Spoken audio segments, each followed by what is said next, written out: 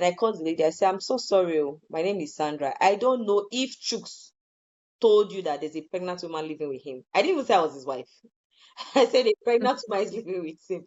So please, at the time you make your calls, that when this pregnant woman tries to sleep, can you please just be fair and consider the pregnant woman? I'm not saying you should not call him, but when he's 12, please just have mercy. And that day he almost beat me up for the first time.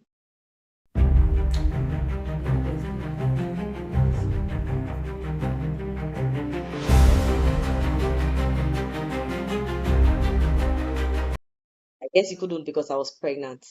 And from there, what he does was, I'll call it money punishment. So when he's angry, if you ask him anything, he does not have money. He does not have money to buy antenatal drugs. He does not have money to buy provisions. Even my maternity dresses, he didn't have money to buy. His best friend, Martins, and my parents bought for me because I could not walk. And I kept bearing it all. I just felt I could handle it to get better. I couldn't even speak to my parents. I couldn't speak to anyone. I just kept feeling like it was going to get better. And then it just kept getting worse till I had the boys. In fact, when I was going to have the boys, I had premature labor. He traveled. He said because he brought his brothers, he went out one day and got back and brought 3 boys. And I'm like, you left this house, you didn't say anything to me, so how? Oh, he went to his brother's house and discovered that the brothers' children are on holiday, so he decided to bring them. I was like, whoa, just like that. This is his house. His family does not need any permission to come to his They house. couldn't call you. He didn't even call. He said this is his house. His family does not need any permission to come. That's what he told me. He told me, like, I was like, wow, okay, sorry, no problem. Before then, he has done one. I asked him for money for antenatal. I said he didn't have, and they called him that one of his elder brothers was robbed, and he said, "Oh, he's been saying he wants to do dog business. Maybe this is the time to start dog business." 2 days after, my dearest husband went to buy puppies, Boabu and Rottweiler. That's a man that does not have money. Then he bought puppies, and he brought the children. They were in the house. I was still heavily pregnant. I was 8 months pregnant. He won't help. And he said he was going to travel. I said, okay, can you take these children back to their parents? Maybe when you come back, since we're 2, you can bring them back. And because of that, he got angry, traveled without leaving a dime for an 8 months pregnant woman. So you said, why did I have to go to Mountain on Fire? Yeah, so you said they took you to Deliverance for in Mountain of Fire. And then you also said that he was a member of Christ Embassy. Yeah, So why did you have to go to Mountain of Fire for Mountain on deliverance? Fire. You were already in a church. Why did they have to take you to a So, different church for deliverance? he's actually the last child of 10 children, and all his siblings claim to be Pastor Mrs. Now, And his eldest brother, that's the first son of the family. The first son of the family happens to go to Mountain of Fire. So it was the first oh, I see. pastor who saw the vision that I had marine spirits and marine husband, and he insisted I went to Mountain of Fire. Yeah. Mm. Mm. So when was the first time he actually hit you? Oh, the very first time. And what did you do? Okay, so the kids were already a year. They were going to clock a year. And then he called and said, oh, his father needs to come for the kids' 1 year birthday. And the father came to Lagos when they were clocking a year. His father was 80 plus, like I said, aged. The father was staying with me. He didn't allow any house help. No house help, no nanny. He kept saying, no, they will mark his children, they will this, they will that. He had all of those stories in his head. Even when my parents suggested my cousins, he didn't allow. So his father came to Lagos, stayed a month, 2, 3, 4, 5. All this time he was away. He wasn't even around when I had the boys. He wasn't around when I had them. So he came back when the father had stayed for about 6 months thereabouts. The boys were already a year and I think about 4 months. And I was doing my youth service then. So this particular day, when he came back from work, I didn't know all of those times that he was away. When his father was while his father was in my house. When I'm not back from work, because I'd already started working now, the father will call the son and say, oh, now work she says she go now, B, she never still come back, forgetting that there's traffic. I was staying at Lasso and I was working at Yaba. I was not going to perform magic. Anybody that knows that my two road was, and it was a dead road as at 2017, 2018, 2019. The road was dead. So you literally have to fly Okada to be able to even meet up with work or get home. So he came back and I was about passing out. When he came back, when he came back, he just came back and I felt sick. And I said I had like my stomach, I had serious stomach pain. And the father was like, "Oh, is it because the son just came back and I'm pretending that I'm not feeling fine?" I was like, "What's happening here? This man, what are you saying?" And then my younger brother came to visit me, our last born. He came to visit. He just finished his work. So I said, "Okay, no problem." So your last Yes, one. our last born. So I told Flemmy, "Go and get me drugs." Flemmy, That's your younger yes, my brother. younger brother. My younger brother went to help me get drugs. Okay, I fine. took drugs. But I wasn't getting better. So I called my dad, and my dad insisted I go to the hospital. So I told this man, he didn't answer. So one of those days, I stood up and I took the car key. I was like, I was going to the hospital. And then that's when the father said, Where am I going to now? Where am I going to? I said, I'm going to the hospital. He said, Who did I tell? I was like, who did I tell? I said, I was not feeling fine. You and your son said, I am forming because he just came back. So I've decided to go myself. And then he spoke their language to the son and told the son to follow me and all of that.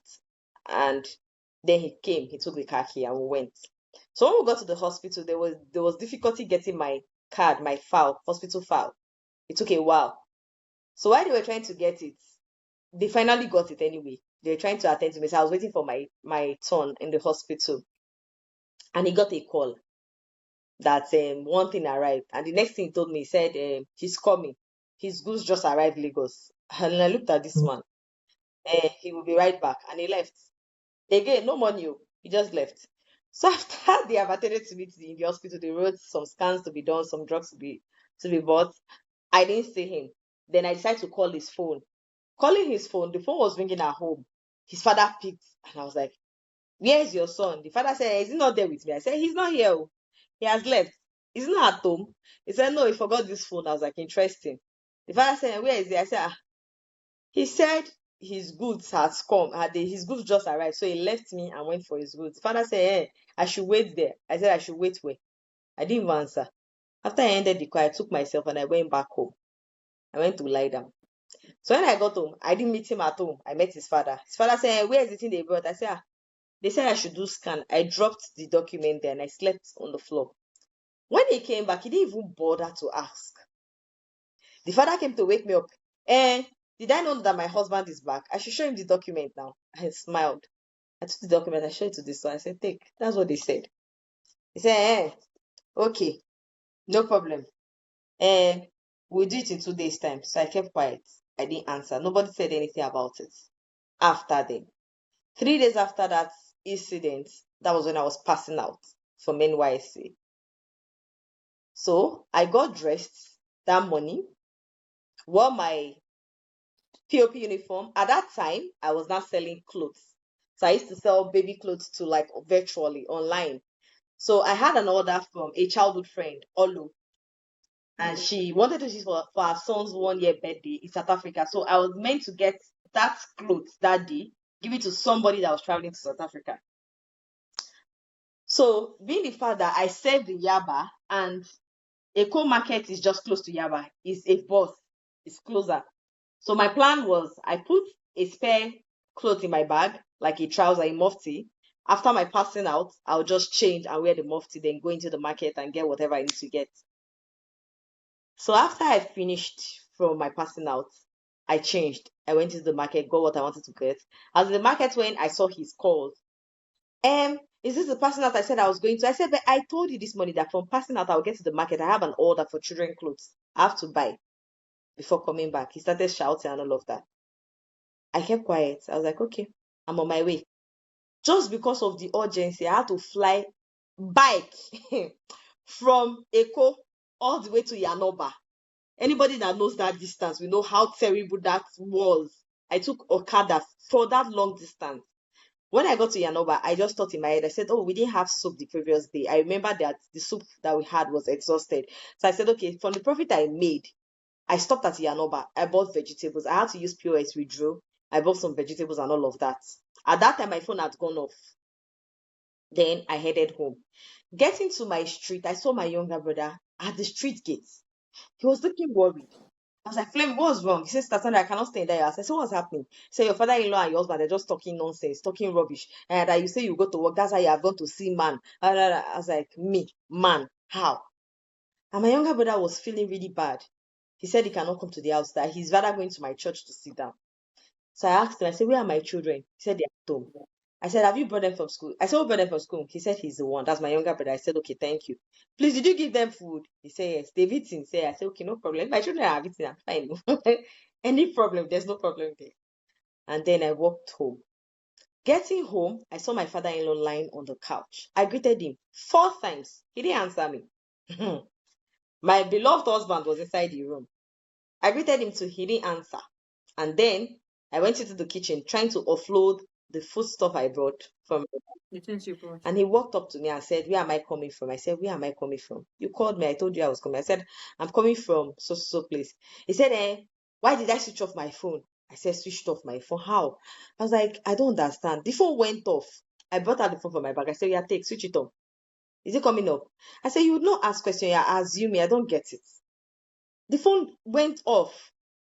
The next thing he said, that's how I would say I'm going somewhere. I'll go and see men. Where is my ATM card?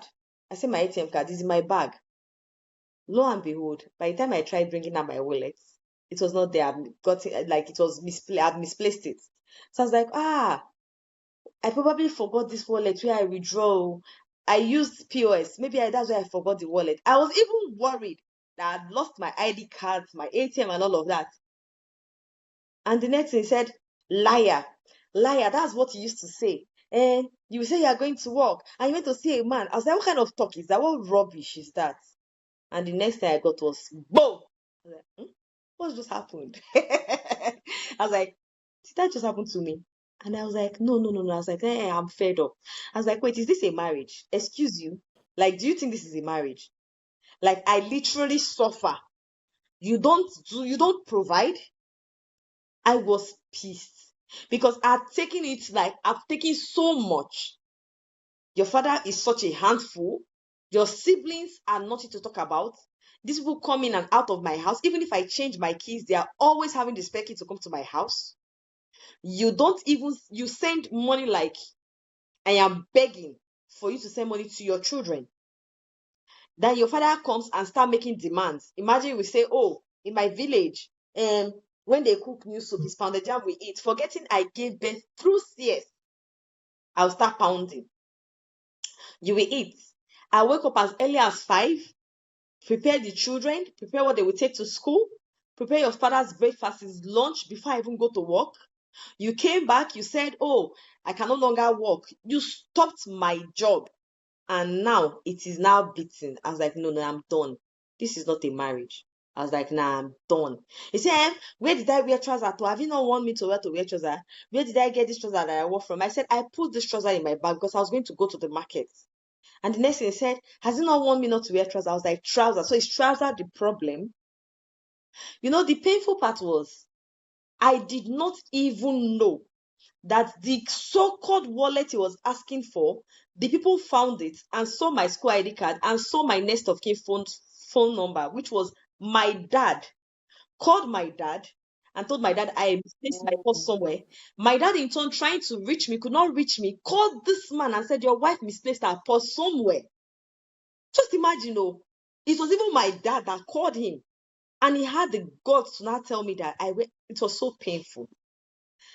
For the first time in my whole life, even when I got pregnant, I didn't try to commit suicide. That night, I tried committing suicide.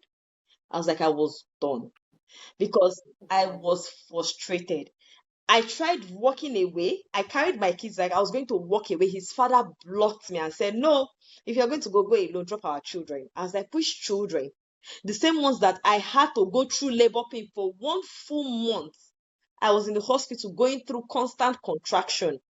And at the end, I still had to go through CS. And you're saying I should drop the children. The same one that I had to back one and carry one every day of my life. Like I was a shadow of myself. In fact, my parents saw me and called me refugee.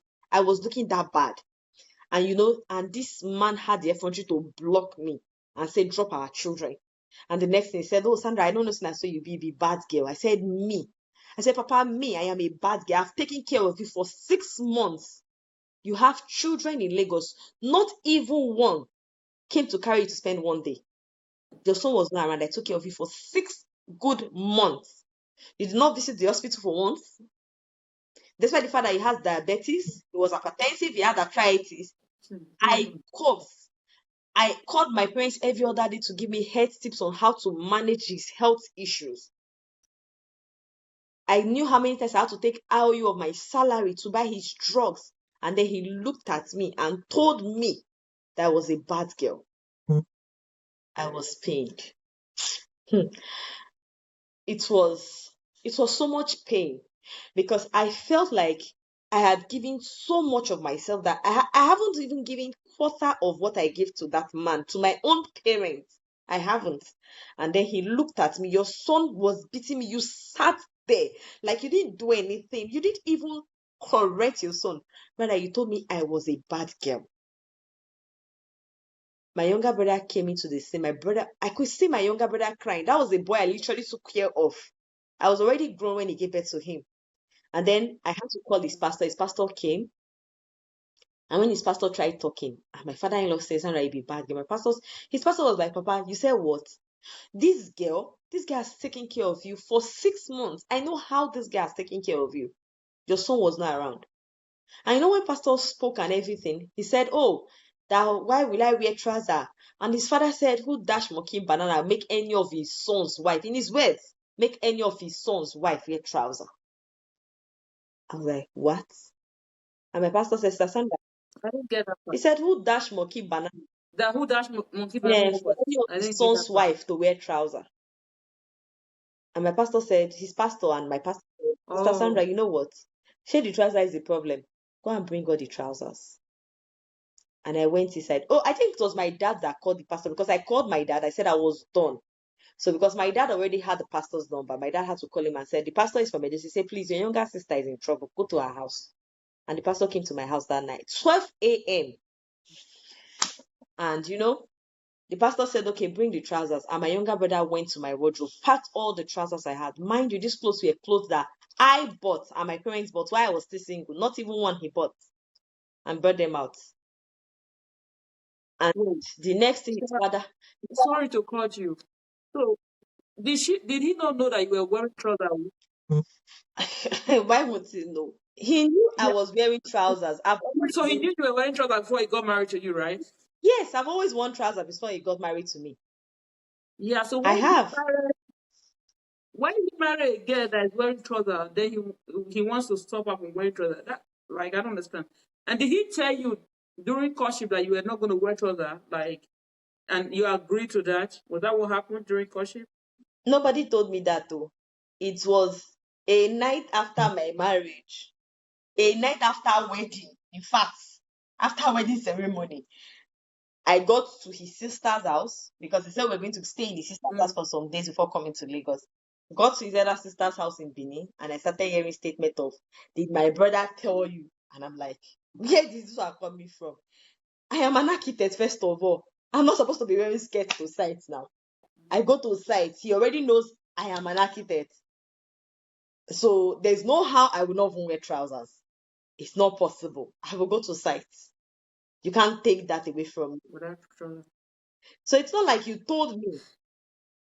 And the father said, my brother should take those trousers back. Who told him to bring it out? That they are his son's property. His son will determine what they will do with my trousers. My trousers. The ones me I bought with my money. Your son's property. How? It was so funny. And my pastor was like, Troops, this is not nice. This is not fair. This girl has suffered. And he said, oh, I was angered in my spirit. In fact, that is his slang. For every time I had a beating, when they come and ask, it's always I was angered in my spirit. He's always angered in his spirit. Yes. Even for me, when he... Why is the other guy in the spirit and he's doing physical beating? Why did he not pray? Why did he not do spiritual? Why did he not take care of the things spiritually? How will he be angered in the spirit and then he's using his No, he locked aside. They came to ask him. He was angered in his spirit. He spot my laptop. What happened? He was angered in the spirit. He beat me. He No, was that's angered in the funny. spirit. I mean, I know the DC was not funny, but anger the spirit That is is, something in else. fact, I Like, had a record okay. of one that he said. I still have that record till today. When his pastor said, "So, Beatrice, you were angry in your spirit. This woman went out, came back. You were still angry in your spirit. You went out, you came back. You were still angry in your spirit. You lie down on the chair. You were angry in your spirit. You came from upstairs, downstairs. You were still angry in your spirit. You went inside your car. You carried koboko. You were still angry in your spirit. Oh. You climbed the stairs, back up. You were still angry in your spirit. You now carried the koboko and flogged her. Like, Koboko? yes. He actually told me, Wait, he hold flogged on, me on hold my on. palm. He told my father and my mother in their living What? room that he flogged me on my hand. And my mother was like, as your student, or the house help that you employed. Oh, you flogged him at all. You flogged her at all. He flogged me on my hand. Wait. Why did he have that in his car? For the children or what? Oh, Like, why does he? so I mean, for those of you that don't know what is koboko, it's like a whip for animals. he If had you are listening koboko to in me, his, he had koboko that's in his for human car beings. because So, he feels that when he's driving on the road, for what? Lagos Danfo Why did he driver, have it in his car? to wipe Lagos Danfo conductor when they misbehave, he had Oh, koboko. So and then he started beating them. the koboko ended up being useful for Ayoruba Sandra as the experiment factor. Like, I'm so sorry to hear this. in fact, My goodness. it, So, how many times did this happen to you? 7 times. The seventh was with the koboko. What? Yeah. In fact, there was even one he locked me outside. I slept on my corridor. 7 times. There was one he locked me outside. He saw me coming, climbing the stairs, oh, and then he turned off the light and locked the door and locked the children inside. Yeah. And I slept on the floor, on the stairs till daybreak. And when he woke up, he just crossed me over and went out. Mm-hmm. He locked you outside. Yes, he did. My He goodness. actually did. And the So, funny part about the locking outside what was did the you do? fact that what did I do? So the children were doing career day. Now they were almost clocking 2. And I wanted my children to look good. Every other child was looking good for career day. And my dearest darling husband said he didn't have money. Time was going, time was going. I wanted them to wear like a pilot and a navy uniform. So at a point, time was going, it wasn't coming forth. I had to take a loan. Carbon. In fact, I took carbon loan, got money. I went to Alakija with the help of one client who had long ago. He's a Navy officer. He's connected me with the Navy tailor in Navy base Alakija.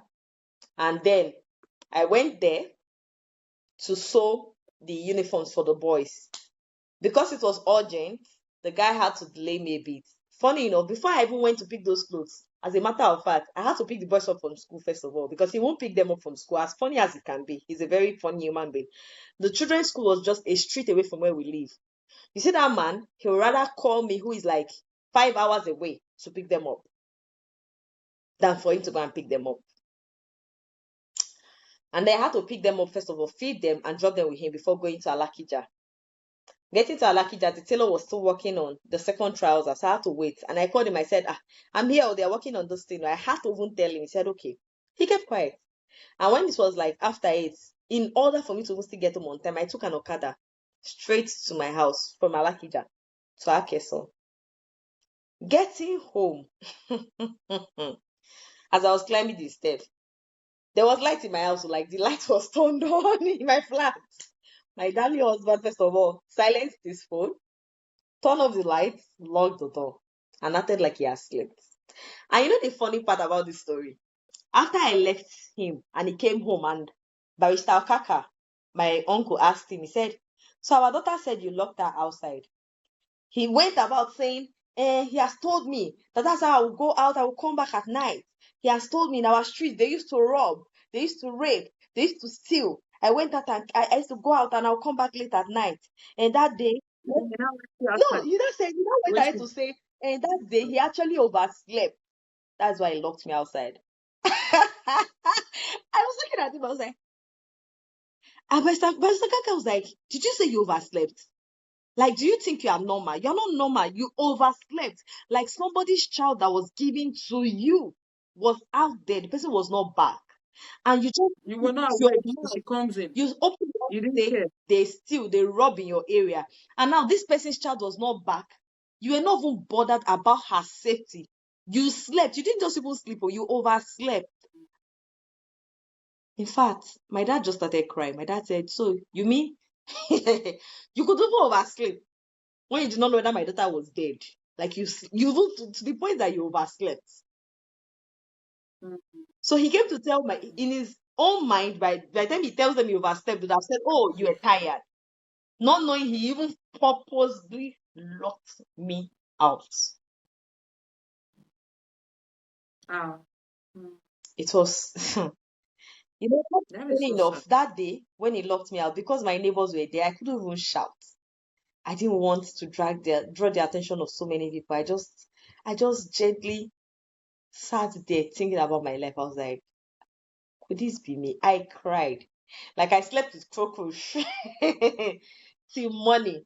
And the annoying part was this human being opened the door in the morning, saw me on the floor, just walked past me And walked and out. went out.